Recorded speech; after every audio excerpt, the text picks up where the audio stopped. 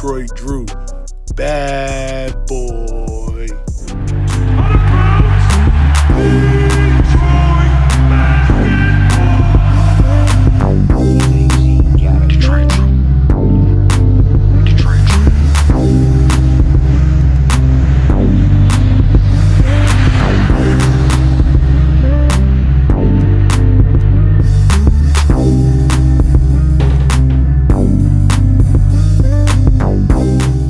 Yo, peeps, how's it going? And game number one's in the books as the Pistons do fall to the Chicago Bulls.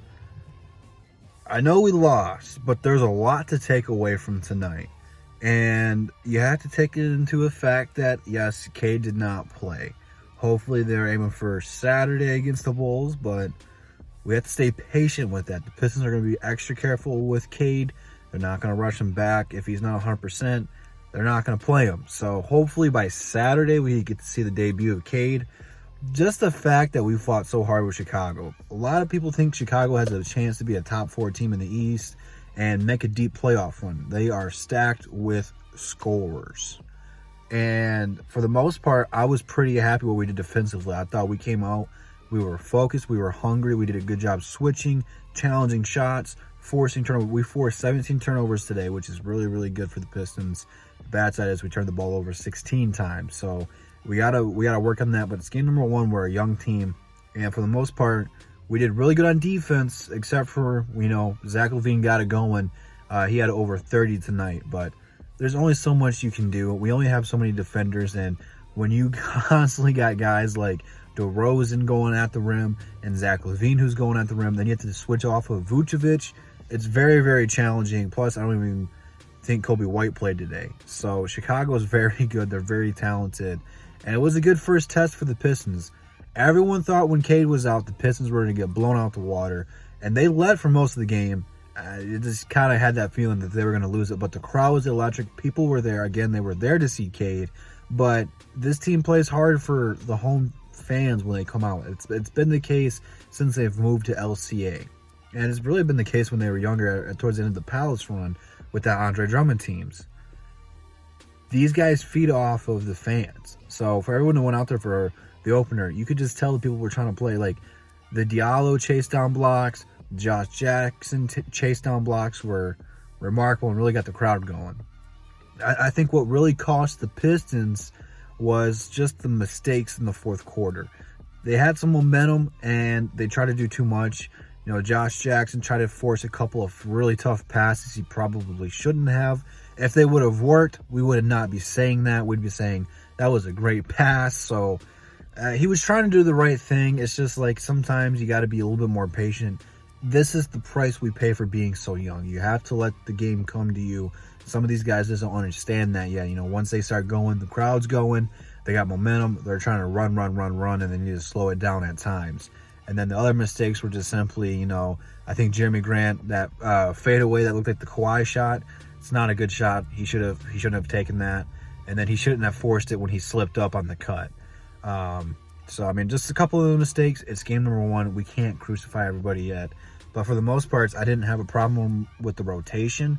I would have liked to see Killian in the fourth quarter, but he was making some mistakes out there. And when you're trying to win games, you can't afford to have that. So I don't think we're tanking anymore, though.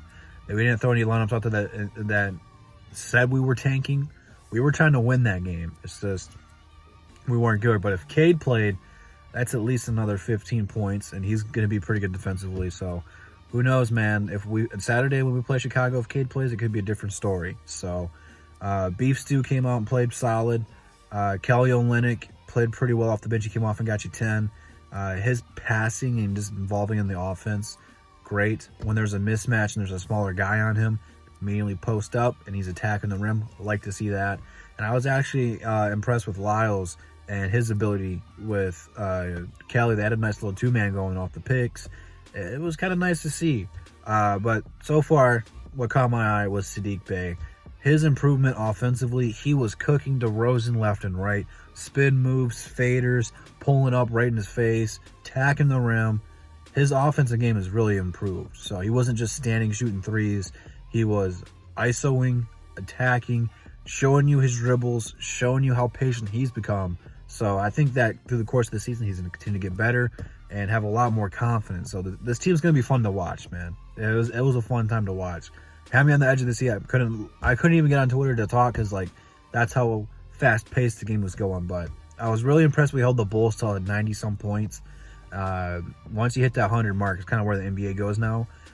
It's pretty good defensive showing. So hopefully we can continue that, build off of that, and get better defensively. But so far so good. Once K gets back, I think our offense will be a little bit more in sync.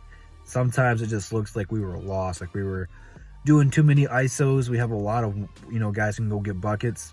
You got to run some plays, especially down the crunch. You can't just give the ball to Grant and say go. So you got to figure it out. But once K comes back and he's initiating the offense, it'll be smooth. So he's got to work on the chemistry, and it comes with the rest of the season. So with that being said, if you're at LCA, let me know what the atmosphere was like. Did you have fun there? All that good stuff in the comments. And then what are some of your takeaways from the game? What did you like? What didn't you like? What do you want to see the Pistons work on? Stuff like that. Leave it all down below. Make sure you cop a Drew 313 shirt. Link to that is in the description.